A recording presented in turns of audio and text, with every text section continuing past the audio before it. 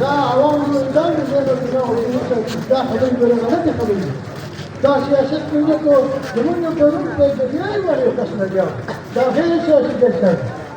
او دیگری نه دلیوری ما نستطيع فسجلوا يبحثون داخل الوزارة الخارجية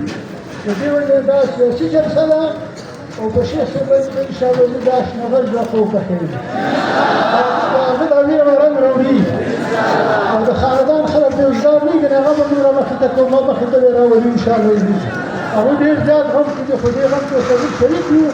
سبب من الدوسة في أمور أنا كيس الشيخ سيد شو تأسفون خلوا جومي راوتني في سبب كل دورة ونوتني تأسسوه بيانا قبائلتي وسقوا بيان مرضى من هذه القربانية تياري إن شاء الله يجي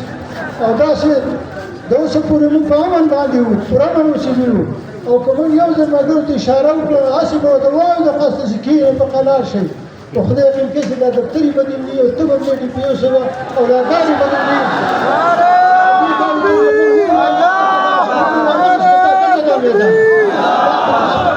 دا خو چې ته بچې دا خو عالمان په قلار دی دا څوک په قلارونه شي دا خو صرف اشاره تکبیر لا مشي یو پولیس والا منډار نشي ته به بیا وایې چې پولیس والا څنګه تنګ دي دا چا صدا د سور وشو که نه انشاءالله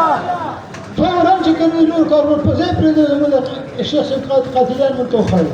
او تاسو ته معلوم وي ما تاسو دا ځنګل نه و او نه دښتې بیابان او نه دا ایجنسي وه په دې ځای کې مال د رڼا ورځ ده مېلمستون خبرې وکړي چې ټیک ټاکر چې مړ شي ته ورسره چې کوم په 24 ګنټې کې پیدا کړې او دې کې ټوکې کې په دې ټوکو دې موږ پوهېږو موږ سره دا ټوکې نه شي کولی خو موږ د حیا نه غږ نه کوو خو د دې نه پس په ګډه چې کوم دی سره د حیا د لاندې انشاءالله زه داسې چل وکړو چې ته به بیا حیران شې دا خو د میډیا ما دومره نه ګڼل او خدای به د دې نه خیران څوک نشته بیا به ډېر روان شي د دې وجې نه زه ستاسو په ډول په ډول باندې لګیا یم چې انشاءالله زه د دې نه به بله جلسه کوم ټول او تاسو ته مې اواز وکړو چې د دې نه به ټول طرف کې سړی انشاءالله نن چې تاسو دا ګرمي برداشت کړو موږ انشاءالله دا کوشش کوو چې هغه به داسې وخت کې چې ډېره ګرمي به هم نه وي خو انشاءالله د دې په دوچند او درچند خلک به راځئ او دا موږ هغه پورې نه پوهېږو چې څوک پورې قاتل موږ د دې نه ګرفتار کړی او دا به د چا سړي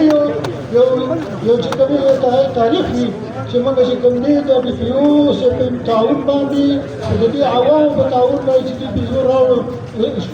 دغه ګرفتار کړی دی قاتل دا قاتل په خیر ګرفتارو او بیا چې دوی سره نه لوبه کوي دوی سره چې کوم چلونه بیا ورځي ماورا د خطر کې ورته دی ونی خو موږ ته یو ځل وکړي بس نه چې پوډري ودرې وي دا موږ دا نه